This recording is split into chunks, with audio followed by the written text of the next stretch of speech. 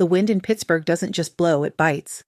It has teeth sharp and jagged, honed by the rust of old steel mills and the ice of the Three Rivers, and on that Tuesday in November it chewed right through my thin wool coat, as if I weren't wearing anything at all.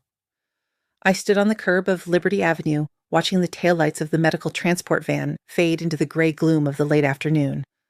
The driver, a kind man named Hector who always turned the heat up for me, had waited until I was steady on the sidewalk before pulling away, but the moment he was gone, the silence of the street rushed in to replace the hum of his engine. I was 68 years old, but in that moment, shivering against the biting cold, I felt 100. My left arm, the one with the fistula where the needles went in 3 times a week, throbbed with a dull, rhythmic ache. 4 hours of dialysis leaves you hollowed out. It drains the toxins from your blood, yes, but sometimes it feels like it takes your soul with it, leaving you a husk that needs to be filled back up with warmth and rest. All I wanted, all I could think about as I navigated the 3 concrete steps up to my front walk, was my recliner. I wanted to wrap myself in the Afghan my mother had crocheted 40 years ago, turn on the space heater in the corner, and close my eyes until the world stopped spinning. I reached the front porch, my breath puffing out in white clouds before me. The house, a sturdy red brick colonial that my husband Frank and I had bought in 1982, stood silent. The windows were dark except for the flickering blue glow of the television in the living room. It was a comforting sight. Usually. It meant someone was home. It meant that despite the tension, despite the arguments, despite the way my life had shrunk to the size of a basement bedroom, I wasn't alone. I fumbled in my purse for my keys. My fingers were stiff, numb from the cold, and the poor circulation that came with the kidney failure. I found the brass key, the one with the little red plastic cap. Frank had put on it so I'd never confuse it with the back door key. I slid it into the lock. Or I tried to. The key stopped halfway. It hit something solid and unyielding. I frowned, my brow furrowing. I pulled it out, blew on it, thinking maybe there was ice inside the cylinder, and tried again. Clink. It stopped dead. That was when I looked closer.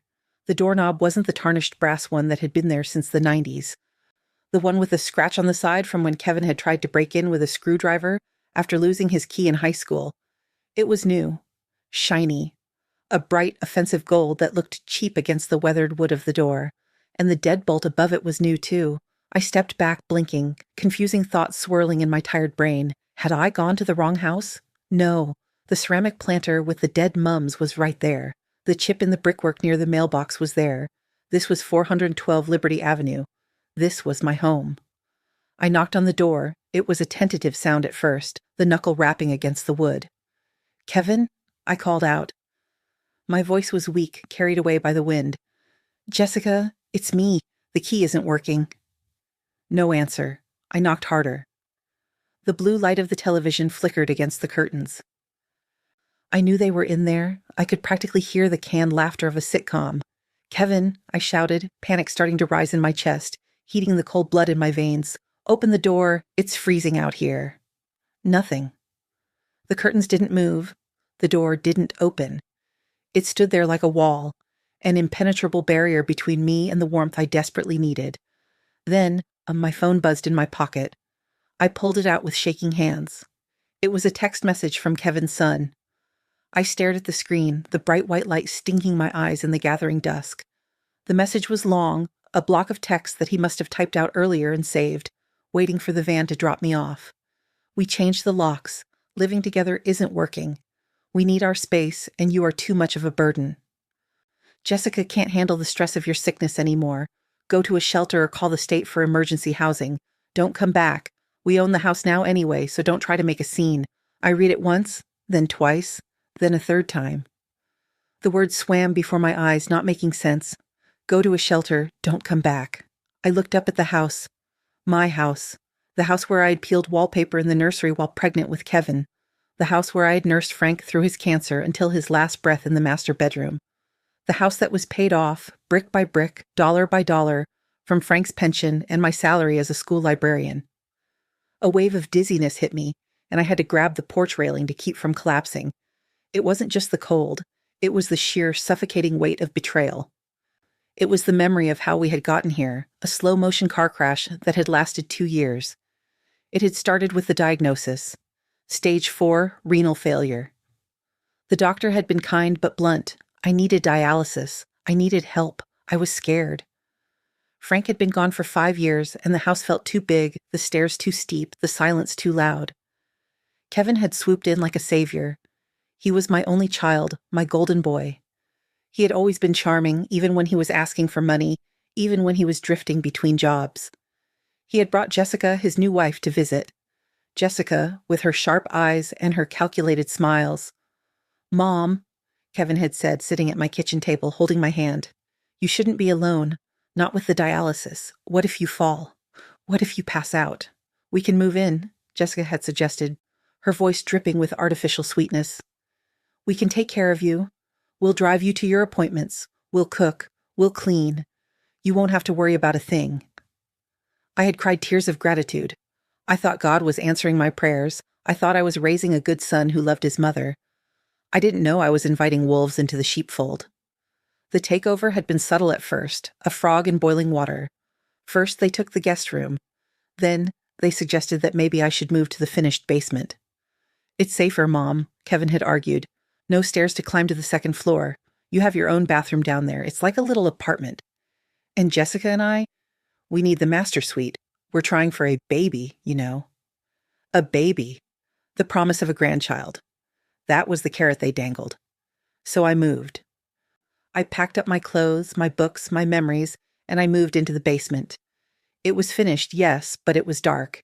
It smelled of damp earth and laundry detergent. The windows were high slivers that let in no light. Then came the furniture. I came home from dialysis one day to find my antique dining set, the mahogany one Frank had restored by hand, gone. In its place was a cheap, modern glass table that looked like it belonged in a waiting room. "We sold it," Jessica said, eating a yogurt. "It was musty. It smelled like old people. We're updating the aesthetic." "You sold it?" I had gasped. That was Frank's. "We used the money to pay the electric bill," Kevin said, not looking up from his video game. "Dialysis machines use a lot of power, Mom. You're expensive." That was the turning point. The moment "we're helping you" turned into "you owe us." They stopped driving me to appointments, claiming they were too busy with work, though neither seemed to have a steady job. I had to arrange the state transport. They stopped cooking meals for me. Jessica claimed my renal diet was too complicated and gross, so I had to cook for myself on a hot plate in the basement because she didn't like me cluttering up her kitchen upstairs. And then the pressure for the deed began. I sat on the porch swing, the only piece of furniture they hadn't thrown out yet, and wrapped my arms around myself, trying to stop the shaking. The wind howled around the corner of the house, cutting through my coat. I remembered the day with the deed. It was 2 years ago, right after they moved in. Kevin had come downstairs with a folder. He was smiling, but it was a tight, anxious smile. "Mom, we need to talk about estate planning," he had said. "We talked to a financial advisor. If you go into a nursing home eventually, the state will take the house to pay for it. They'll leave us with nothing." "I'm not going to a nursing home," I had said firmly. "You might," Jessica said, lurking behind him on the stairs. "And if you do, the government steals the inheritance. We need to protect the asset. You need to sign the house over to Kevin now. A quitclaim deed. It's just for tax purposes. You still live here, obviously. It just protects us." They wore me down. Day after day, screaming matches, guilt trips. "Do you want strangers to take your house? Don't you trust your own son? After everything we do for you?" Finally, I broke. I was tired. I was sick. I just wanted peace. We went to the notary office of Mr. Abernathy, an old friend of Frank's. He had a small office above the bakery on Main Street. He had known me for 30 years. I remembered sitting in his dusty office. Kevin was bouncing his leg, nervous, pushing the paper toward me. "Just sign here, Mom, right here." Mr. Abernathy had looked at the document. He looked at Kevin. He looked at me. He saw the tears in my eyes. He saw the way Kevin was practically hovering over me, a predator waiting for the kill. "Martha," Mr. Abernathy had said, his voice slow and deliberate, "are you sure you want to do this? This transfers full ownership to Kevin immediately." "She knows what it is," Kevin snapped. "She wants to do it." "Sign it, Mom." I signed it. My hand shook, but I signed Martha Higgins on the line. Kevin snatched the paper the moment the ink was dry. He looked at it like it was a winning lottery ticket. "Finally," he whispered. Mr. Abernathy took the document to stamp it. He thumped his seal onto the paper, but then, as he handed it to Kevin, he looked at me. He winked. A quick, almost imperceptible flutter of his eyelid. "Now, Kevin," Mr. Abernathy said, "you have the deed. But for it to be legally binding against third parties, you need to file it with the county recorder of deeds. However," he paused, adjusting his glasses. I noticed a slight discrepancy in the legal description of the property line compared to the old 1982 survey. A minor typo. If I were you, I'd hold off on filing it until I can verify the plat map. Just to be safe. Keep it in a safe place. It's valid between you and your mother, but don't record it yet.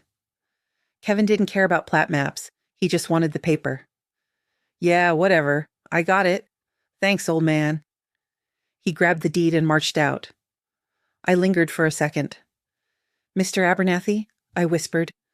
"Don't worry, Martha," he said softly. "He's not going to file it.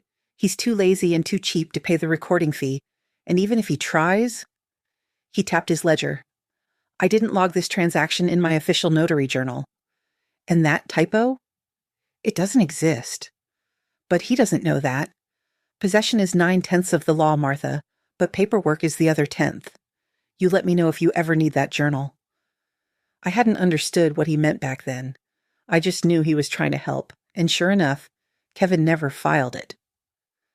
He put the deed in his fireproof box in the master bedroom closet and acted like he was the king of the castle. He strutted around telling his friends he owned the house. He stopped asking me for permission to do anything. In his mind, the house was his. But now, sitting on the freezing porch, the reality of Mr. Abernathy's wink crashed into me. Kevin thought he owned the house. He thought holding that piece of paper gave him the right to change the locks. He thought he could toss me out like a bag of garbage because he had a signature. But if he never recorded the deed, and if Mr. Abernathy never logged it, the public record still showed Martha Higgins as the sole owner. The cold was seeping into my bones now. My teeth were chattering so hard my jaw ached. I looked at the window again. I saw Jessica walk past the gap in the curtains. She was holding a glass of wine. My wine. The expensive bottle I had been saving for Christmas. They were in there, warm and toasted, celebrating their victory. They thought I would shuffle off to a homeless shelter, too ashamed and too weak to fight back. They thought I would die quietly so they could inherit the rest of my modest savings without the hassle of waiting. Rage is a funny thing. Usually it burns hot, but this rage felt like liquid nitrogen. It clarified everything. It froze the sadness, the motherly guilt, the endless excuses I had made for them. Go to a shelter. I looked at my phone. 15% battery left. I could call a taxi. I could go to a hotel. I had a credit card hidden in my purse that they didn't know about. I could retreat, recover, and call a lawyer in the morning. But if I left now, I was admitting defeat. If I walked away from this porch, I was abandoning my home, and I knew, with a certainty that settled in my gut like a stone, that if I left tonight, I would never get back in. They would sell my things. They would destroy the house. No, I wasn't going to a shelter. I was going to war. I pulled up the keypad on my phone. My fingers were blue, stiff, and clumsy. I didn't dial the shelter hotline. I didn't dial my sister in Ohio. I dialed 911. 911? What is your emergency? The dispatcher asked. Her voice was calm, professional. My name is Martha Higgins, I said, my voice shaking from the cold but surprisingly loud in the silent street. I am 68 years old. I am a dialysis patient. I have just returned from a medical procedure, and I'm locked out of my home at 412 Liberty Avenue. Okay, ma'am, the dispatcher said. Do you have keys? My keys don't work, I said. My son, the people inside, they changed the locks. They are refusing to let me in. It is 20 degrees outside, and I am freezing to death on my own porch. Are you in immediate danger, ma'am? I am hypothermic, I said, and I am the legal owner of this property. I need an officer, now. We have a unit in the area, she said. Dispatcher is sending them. Stay on the line. Can you find shelter nearby? No, I said, looking at the glowing window where my son sat. I'm sitting right here on my swing. I want them to see me when they open the door. I hung up the phone and shoved it deep into my pocket to preserve the battery. I wrapped my arms around my chest, tucking my hands into my armpits. I rocked back and forth on the swing, the rusty chains creaking a mournful tune in the wind. Scree, oh, scree, oh. I watched the street. I waited for the lights. Inside the house, Kevin and Jessica had no idea. They thought they had won the game. They thought they held all the cards because they had stolen the deck, but they forgot one thing. You can steal a piece of paper. You can steal a key. But you cannot steal the truth from the county courthouse. I closed my eyes and focused on the anger. I let it keep me warm. I thought about the dining table. I thought about the basement. I thought about the text message. Don't come back. Oh, Kevin, I'm not coming back. I'm already here. And when I get through that door, you're going to wish you had never learned to write your name. 10 minutes later, blue and red lights washed over the front lawn, illuminating the dead grass and the peeling paint of the porch railing. A police cruiser pulled up to the curb, silent, no siren. Just the lights, flashing against the brick like a heartbeat. I stopped rocking. I stood up. My knees popped, loud in the cold air. I walked to the edge of the porch steps as the car door opened. A tall officer stepped out. He adjusted his belt, looked up at the house and then at me. He walked up the path, his boots crunching on the frost-covered concrete. "Mrs. Higgins?" he asked. "Yes," I said. "Officer, thank God." "I'm Officer Miller," he said. He shone his flashlight on my face. He must have seen the blue tinge to my lips, the bandage on my arm, the sheer exhaustion etched into my skin. His expression softened instantly. "Ma'am, you're freezing. Why aren't you inside?" "They won't let me in," I said, pointing at the gold deadbolt. "My son and his wife. They changed the locks while I was at dialysis. They told me to go to a homeless shelter." Officer Miller's face hardened. He looked at the door, then back at me. "Is this your house, ma'am?" "I bought it in 1982, I said. "I pay the taxes. I pay the insurance." "Do they live here?" "They are guests," I said. "Guests who have forgotten their place." Officer Miller nodded. He walked up the steps past me to the front door. He didn't knock. He pounded on the wood with the side of his fist. Thud, thud, thud. "Police," he shouted. "Open the door." I stood behind him, shivering, watching. The blue light from the TV inside shut off instantly. I heard footsteps. Hesitant. Slow. Then the deadbolt clicked. The door opened a crack. Kevin's face appeared. He looked confused, squinting against the police flashlight. He was wearing his favorite college hoodie, holding a can of beer. He looked so comfortable, so warm. "Officer?" Kevin asked, feigning innocence. "Is there a problem? We were just watching a movie?" "Open the door, sir," Officer Miller said. "Fully." Kevin hesitated, then opened the door. Jessica appeared behind him, wrapping a blanket around her shoulders, looking annoyed. "What is going on?" Jessica asked. "Why are the police here?" Officer Miller stepped to the side, revealing me standing in the freezing wind. "Your mother says you locked her out," Miller said. Kevin rolled his eyes. He actually rolled his eyes. "Officer, look, this is a civil dispute. We evicted her. We told her via text earlier today. We need our space. She doesn't live here anymore." "You can't evict a homeowner from her own property," Miller said, "especially not in freezing temperatures without a court order." Kevin smirked. It was the smirk of a man who thinks he is the smartest person in the room. He reached toward the side table in the entryway and picked up a manila folder. "Actually, officer," Kevin said, puffing out his chest, "she isn't the homeowner. I am." He pulled out the quitclaim deed. He waved it in the air like a flag. "She signed the house over to me 2 years ago," Kevin said. "It's my house, my property, and I have the right to decide who enters, and I say she's trespassing." I watched him. I watched the confidence in his stance.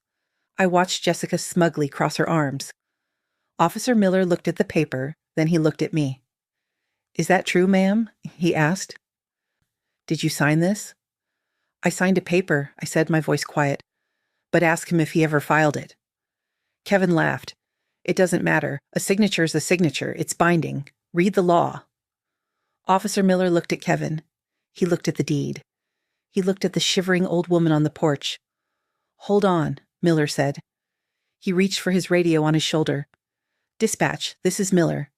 Need a check on the property owner for 412 Liberty Avenue. Verify owner of record." Kevin's smile faltered just a fraction. "Why are you checking? I have the paper right here." "Paperwork can be forged, sir," Miller said. "Or outdated. The county database doesn't lie. We waited. The radio crackled, static hissed. Kevin looked at Jessica. Jessica looked at the floor. I looked at Kevin. Go ahead, son, I thought. Show him your paper. Unit 4 Alpha, the dispatcher's voice came back, loud and clear in the crisp night air. Tax records show owner of 412 Liberty Avenue is Martha Higgins. No transfers on file. Kevin's face went white. That's wrong, he stammered. The system is slow. I have the deed. It's right here. She signed it. Did you record it with the county, sir? Miller asked. I didn't have to. It's a quitclaim. It's immediate. In the state of Pennsylvania, Miller said, his voice dropping into that tone cops use when they are done being polite, an unrecorded deed is not valid against third parties or the public record. As far as the law is concerned right now, this is Mrs. Higgins's house, and you are locking her out of it. Miller turned to me.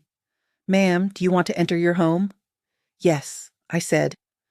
Step aside, sir, Miller said to Kevin. But, Kevin sputtered. She's dangerous. She's crazy. Step aside, Miller barked, resting his hand near his belt.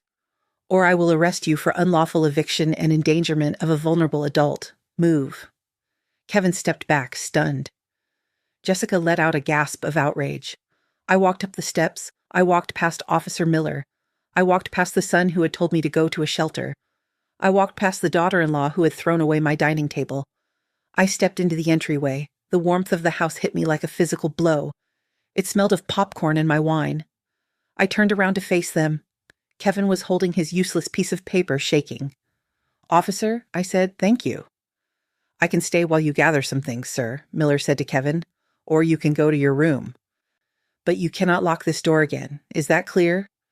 This is bullshit, Kevin yelled. I'm calling a lawyer. You do that, I said, closing the door in his face, leaving Officer Miller on the porch to ensure they didn't try anything else. I locked the deadbolt. Then I unlocked it just to be sure it worked. I was inside. But as I looked at Kevin and Jessica, who were now standing in my living room, staring at me with pure hatred, I knew this wasn't over. You think this changes anything? Jessica hissed, stepping toward me. So you got inside. Good for you. We're still here, and we're going to make your life a living hell until you sign a real deed. You think it was bad before? Wait until tomorrow. I looked at her. I was tired. I was sick, but I was warm. There won't be a tomorrow for you in this house, I said quietly. I walked past them, toward the basement door. I needed to sleep. I needed to plan, because tomorrow I wasn't just going to change the locks. I was going to burn the kingdom down. The basement door had a lock, a simple push-button privacy lock meant for bathrooms, not for keeping out predators. I pressed it in, listening for the click, then dragged my heavy dresser, the one piece of furniture they hadn't been able to haul upstairs because it was solid oak, in front of the door.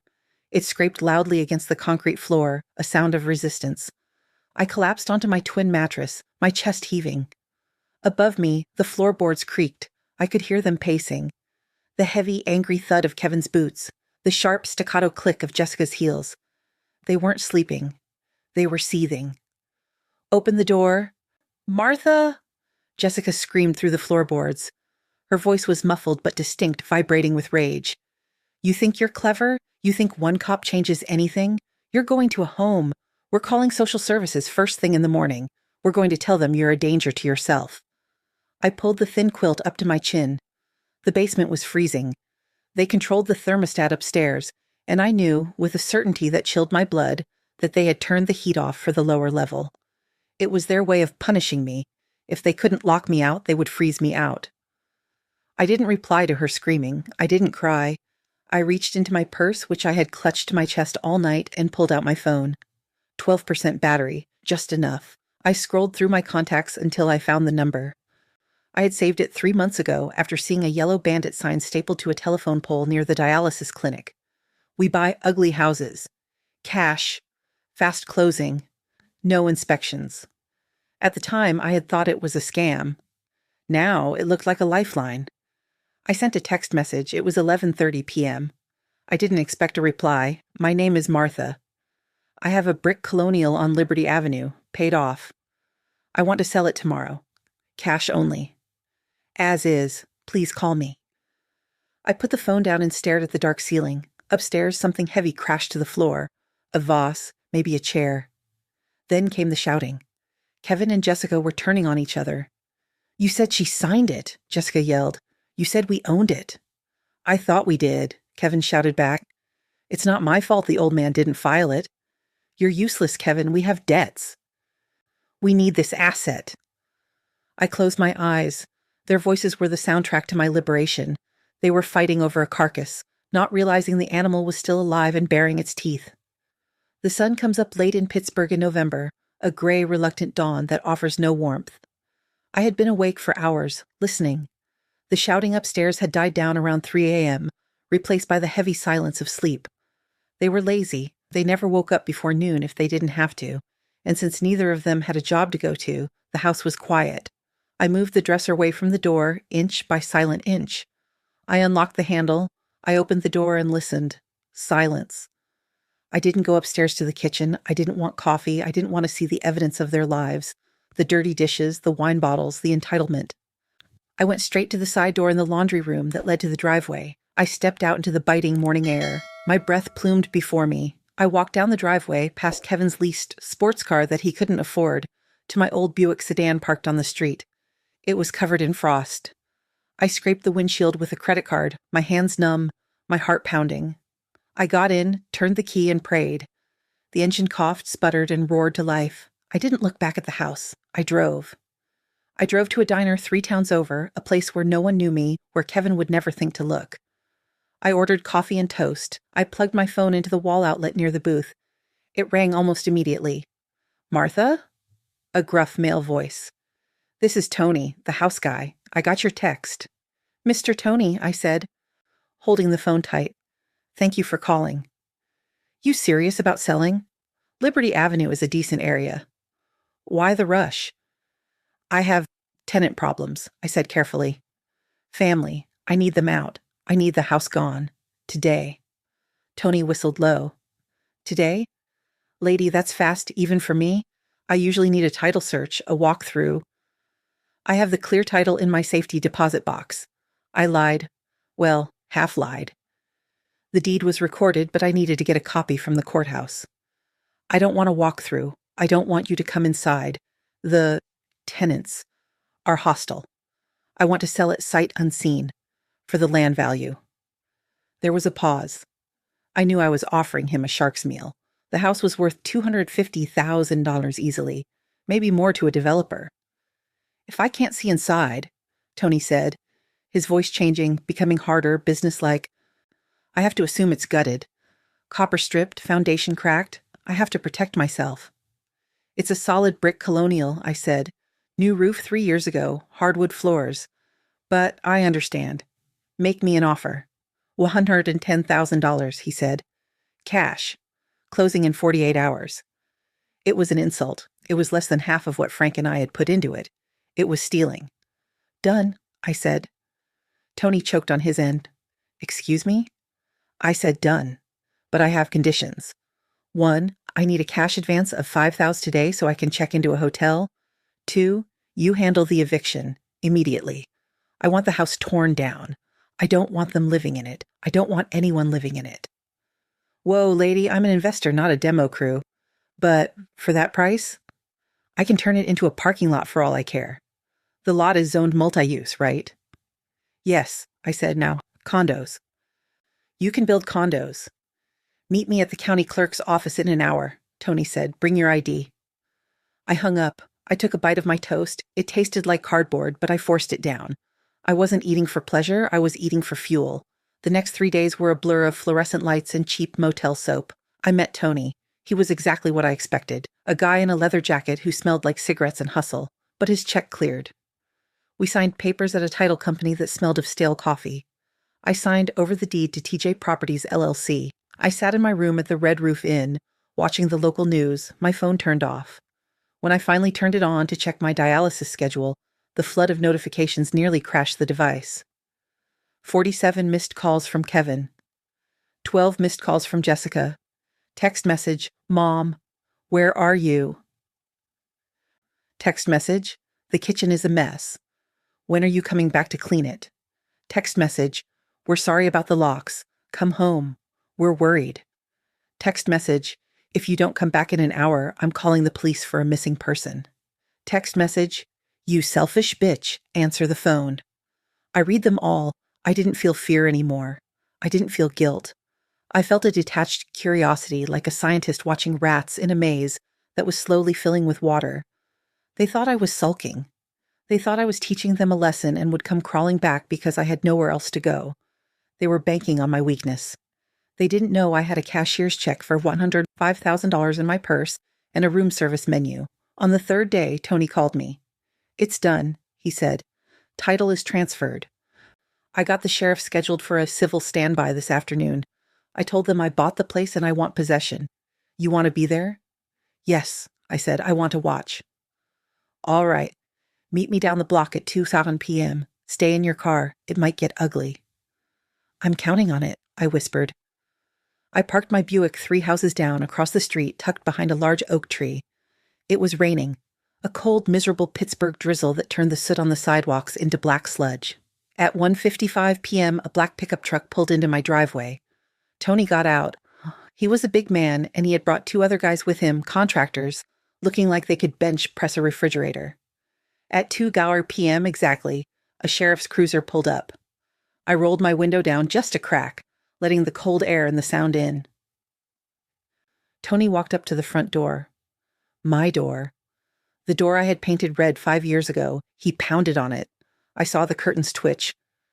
Kevin opened the door. I couldn't hear the exact words from this distance, but I saw the body language. Kevin was aggressive, waving his hands, pointing at the sheriff. He was doing his I know my rights routine. Then Tony pulled a document out of his jacket. Not a fake deed, a real one. A recorded one.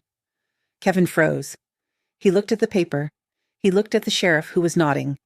Then Jessica came to the door. She was screaming. I could hear her shriek over the rain. She pointed at Tony, then at the sheriff. She tried to grab the paper. The sheriff stepped forward, his hand resting on his belt. He pointed to the driveway. Get out. Kevin slumped. He looked back into the house, then at the truck in the driveway. He looked broken. Tony shouted something, pointing at his watch. He held up one finger. 1 hour. They had 1 hour to vacate. I watched as the frantic scramble began. It was a pathetic parade. Kevin came out first, carrying his flat-screen TV, the cords dragging in the mud. He shoved it into the backseat of his sports car. Jessica came out with armfuls of clothes on hangers, dropping a sequined dress in a puddle, screaming at Kevin to help her. They ran back and forth like ants whose hill had been kicked over. They grabbed the Xbox. They grabbed the espresso machine. They grabbed the things that mattered to them, the toys, the status symbols. They didn't bring out the photo albums. They didn't bring out Frank's urn, which I had rescued and hidden in my trunk days ago. They didn't bring out anything that made a house a home. At 2:45 p.m., Tony waved his hand. Time's up. The sheriff stepped onto the porch. Kevin tried to run back in for one last thing. The sheriff blocked him. The locksmith arrived. A van pulled up. A man got out with a drill. I watched as he drilled out the shiny gold lock Kevin had installed just 3 days ago. Sparks flew. It took him less than 2 minutes. He put a new deadbolt on. Kevin and Jessica stood in the driveway, soaked to the bone, shivering in the freezing rain. They were surrounded by a pile of wet clothes and electronics that wouldn't fit in the car. They were homeless. I started my car. The engine purred. I pulled out from the curb and drove slowly down the street. As I passed the driveway, I slowed down. Kevin looked up. He saw me. His hair was plastered to his skull. His expensive sweater was soaked. He looked at me with eyes wide with shock. He took a step toward the car. "Mom!" he screamed. Mom, stop!" Jessica looked up. Her mascara was running down her face. She looked like a gargoyle. "You did this," she shrieked. "You crazy old hag. You sold our house." I didn't stop. I didn't look at them with pity. I looked at them with the finality of a judge slamming a gavel. I pressed the button for the power window. It rolled down halfway. "It wasn't your house," I called out, my voice steady over the sound of the rain. "It was mine. And now it's nobody's." I rolled the window up. I hit the gas. I watched in the rearview mirror as Jessica shoved Kevin. He slipped in the mud and fell hard on his ass. She stood over him, screaming, gesturing at the wet pile of garbage that used to be their life. I turned the corner and they disappeared. I drove toward the highway. I had nowhere to be and everywhere to go. I had $100,000 in the bank, a warm coat, and for the first time in 2 years, silence in my head. I turned on the radio. A Christmas song was playing. Joy to the World. I started to hum along. Have you ever had to burn a bridge to save yourself from drowning? I looked at the road ahead. The rain was washing everything clean. I was homeless, yes, but I was free. And freedom, I realized, was warmer than any house. I checked into the Omni William Penn Hotel downtown. It was extravagant, far more expensive than the roadside motels I usually looked for when traveling. But I needed something sturdy. I needed marble floors, heavy velvet curtains, and a doorman who tipped his hat. I needed to feel like a person of substance, not a discarded mother who had been locked out on a porch. I paid for a week in advance with the cash advance Tony had wired me. The receptionist looked at my wet coat and my exhausted face, but she didn't ask questions. She just handed me a warm cookie and a keycard. For the first 2 days, I did nothing but sleep and stare at the ceiling. It was a different kind of ceiling than the one in the basement. This one had crown molding and a chandelier. It didn't creak with the footsteps of ungrateful children. It was silent. The silence was heavy at first, almost ringing in my ears after 2 years of listening to Jessica's high-pitched complaints and Kevin's video games, but slowly it began to feel like a blanket. My phone, however, would not stay silent. I had to turn it off completely to stop the vibrating. When I finally turned it on to check my dialysis schedule, the voicemail box was full. I listened to one, just one. It was from Kevin. Mom, where are you? This isn't funny. Jessica is freaking out. We're at a Motel 6 by the airport. It smells like smoke. You need to fix this. You need to call that guy Tony and tell him it was a mistake. Tell him you were, I don't know, confused. We can sue him. Call me back right now. I deleted it. I didn't feel the familiar tug of guilt in my chest. That cord had been cut the moment I saw the new deadbolt. On the 4th day, Tony called me. Martha, he said, it's scheduled for tomorrow morning. 8 a.m. You want to see it? See what? I asked, sitting up in the plush hotel bed. The teardown, he said. The demo crew is ready. We're scraping the lot.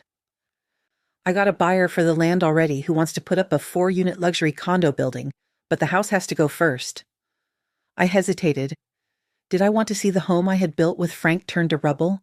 Did I want to watch 40 years of memories get crushed by a yellow machine? Yes, I said. I'll be there. The next morning was crisp and cold, the sky a brilliant, heartless blue. I took a taxi to Liberty Avenue. I asked the driver to park down the street just like before. I didn't want to be part of the scene. I just wanted to be a witness. The street was lined with construction vehicles. A massive excavator sat on the front lawn, its tread crushing the dormant hydrangea bushes I had planted for my 50th birthday. A dumpster was already filled with debris. The front door, the red one I had painted, stuck out from the top like a tombstone. A small crowd of neighbors had gathered on the sidewalk. I saw Mrs. Gable from next door, clutching her cardigan, whispering to Mr. Henderson from across the street. They looked shocked. In a neighborhood like ours, brick colonials didn't just disappear. They stood for 100 years. Then I saw them. Kevin and Jessica were there.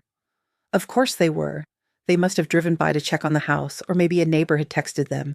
They were standing near the caution tape, screaming at the construction foreman. I rolled my window down to hear. You can't do this, Kevin was yelling, his face purple. This is my inheritance. That's my house. There's stuff inside. There's molding. There's copper. Sir, step back, the foreman said, looking bored. He held a clipboard. Property belongs to TJ Properties, LLC. We have a demo permit. Everything inside is considered refuse. Step back or I'm calling the cops. My mother is crazy, Jessica shrieked. She looked haggard. Her hair wasn't straightened. She was wearing sweatpants. The rich influencer facade had crumbled the moment the roof over her head vanished. She didn't know what she was signing. This is fraud. Take it up with the judge, lady, the foreman said. He waved his hand at the operator in the cab of the excavator. Fire it up. The engine roared to life. A plume of black smoke shot up into the air. The ground shook. Kevin ran toward the house, actually tried to run past the tape. The foreman grabbed him by the back of his jacket and hauled him back. Don't be an idiot, son, the foreman growled. It's just wood and brick. It's money, Kevin sobbed. It's all the money. And there it was. He wasn't crying for the height chart penciled on the kitchen door frame. He wasn't crying for the living room where he opened his Christmas presents. He was crying for the asset. He was crying for the equity he thought he was entitled to. The excavator arm rose up, the metal claw gleaming in the sun. It hovered for a second over the roof of the master bedroom, the room they had stolen from me. Then it dropped. Crunch. The sound was sickening and satisfying all at once. The roof collapsed inward, shingles flew. Wood splintered with a sound like gunshots. The claw ripped backward, tearing a hole in the second floor. I could see the pink insulation. I could see the grayish paint they had put on the walls. Jessica screamed as if she had been hit. She turned away, burying her face in Kevin's shoulder, but Kevin couldn't look away. He watched, paralyzed, as the machine took another bite. And another. They tore down the living room. They tore down the kitchen where Brenda had thrown away the urn. And then they dug into the basement. The operator smashed the foundation, collapsing the walls of the dungeon where I had lived for 2 years. I watched the dust rise. It was a cloud of plaster and history, drifting over the neighborhood. I felt a tear roll down my cheek. I wasn't crying for the house. I was crying for Frank. I was saying goodbye to the life we had built. But as the house fell, the weight on my chest lifted. The prison was gone. Kevin stood there until the house was nothing but a pile of rubble in a hole. He looked small. He looked defeated. He looked around, wild-eyed, scanning the street. He saw my car. I don't know how. Maybe he recognized the Buick. Maybe he just sensed I was there, but he locked eyes with me from 50 yards away. He started walking toward the car. Then he started running. "Mom!" he screamed. "Oh, Mom! Look what you did!" I didn't wait. I rolled up the window. "Driver," I said, "go, please." The taxi pulled away just as Kevin reached the street. I watched him in the side mirror, standing in the road, arms outstretched, screaming at my taillights. A man shouting at a ghost, 6 months later. The transition to assisted living wasn't an admission of defeat. It was a strategic relocation. I used the money from the sale. After paying off the small mortgage balance and the fees, I cleared nearly $90,000 to buy into a nice community called The Meadows on the other side of the city. It wasn't a nursing home. It was a 55-plus active living condo complex. I had my own apartment, 1 bedroom, a balcony overlooking a garden, and a kitchen that was mine. Just mine. No one threw away my things. No one told me my diet was gross. I had friends again. I joined a book club. I played bridge on Tuesdays. And the best part? The community van took me to dialysis. I didn't have to beg anyone for a ride. I didn't have to apologize for being sick. My health actually improved. The stress of living in the basement, the constant cortisol spikes from the fighting, had been poisoning me faster than my kidneys. Now, my blood pressure was down. I slept through the night. I hadn't heard from Kevin in 4 months. I had changed my number. I had blocked his email. I assumed he had moved on, found a job, maybe grown up. I was wrong. It was a Tuesday afternoon. I was sitting in the dialysis chair at the clinic, hooked up to the machine. The rhythmic whoosh click of the pump was soothing to me now. I was reading a mystery novel, a blanket over my legs. "Martha?" The voice was rough, unfamiliar. I looked up. Standing at the foot of my chair was a man who looked like a shadow of my son. Kevin had lost weight, and not in a good way. His face was gaunt, unshaven. He was wearing a jacket that looked dirty. He held a crumpled paper bag in his hand. "Kevin," I whispered, "how did you find me?" "I called every clinic in the city," he said. His voice was flat, devoid of the arrogance he used to carry. "It took me weeks." The nurse, a sturdy woman named Barb, who knew my story, stepped forward instantly. "Sir, you can't be back here. This is a sterile area." "I just need 5 minutes," Kevin pleaded, looking at me. "Please, Mom, just 5 minutes." I looked at Barb. I nodded slightly. "It's okay, Barb. Give us a minute." Barb stepped back but stayed close, crossing her arms. Kevin pulled a plastic chair over and sat down. He looked at the tubes running from my arm into the machine. For the first time in his life, he actually looked at the sickness. He flinched. "Does it hurt?" he asked. "Sometimes," I said. "What do you want, Kevin?" He rubbed his face with his hands. "Jessica left me." I wasn't surprised. I figured she would. She moved back in with her parents in Ohio. She filed for divorce. She said I was a bad investment. He laughed, a bitter cracking sound. "She blamed me for the house. She said I was too stupid to secure the deed." "She wasn't wrong about the greed," I said. But she was wrong to use you. I'm living in a studio apartment, Kevin said. I'm working at a warehouse, loading trucks. My back kills me every day. Your father worked construction for 40 years, I said. He never complained. I know, Kevin whispered. I know I'm not him. He reached into the paper bag and pulled out something wrapped in a towel. He unwrapped it slowly. It was the urn. I gasped. You have it? I went back, he said. That day, before we left, while you were driving away. I ran back inside and grabbed it from the mantel. Jessica yelled at me to leave it, but I couldn't. He placed the urn gently on the side table next to my dialysis machine. The blue porcelain was cracked where I'd glued it, but it was whole. I thought, Kevin's voice broke, I thought maybe if I brought him back to you, you might forgive me. I looked at the urn. I looked at my son. I saw the desperation in his eyes. He wasn't asking for money. He knew better than that now. He was asking for a mother. He was asking to be let back in from the cold. But I also remembered the text message. Go to a shelter. I remembered the basement. I remembered the cold porch. Forgiveness is a tricky thing. People think it means going back to the way things were, but you can't put a house back together after it's been demolished. You can only build something new, somewhere else. Thank you for bringing him, I said softly. I reached out and touched his hand. It was cold. Mom, he wept. I'm so lonely. Can I come see you? Can we start over? I looked at him and I felt a great, terrible sadness, but I also felt clarity. Kevin, I said, I love you. You are my son, but I cannot be your safety net anymore. You cut that net when you changed the locks. I'm sorry, he sobbed. I'm so sorry. I accept your apology, I said, but I cannot let you back into my life. Not yet. You are working? That's good. You are living on your own? That's good. You need to do that. You need to learn how to survive without taking pieces of me to keep yourself warm. But Mom... No, I said firmly. You visit me here at the clinic once a month. We can talk for 15 minutes while I'm in the chair, but you do not come to my home. You do not ask for money, and you do not bring Jessica back. Kevin nodded slowly. He understood. It wasn't the open door he wanted. It was a window, cracked open just an inch, but it was more than he deserved. Okay, he whispered. Okay, Mom. He stood up. He wiped his eyes. He looked at the urn one last time. He would have hated me, Kevin said. He would have been disappointed, I corrected, but he would have been glad you are finally working. Kevin walked away. I watched him go. He walked with a limp, just like Frank used to. I leaned back in the chair. I looked at the blue urn next to me. Well, Frank, I whispered, we're finally free.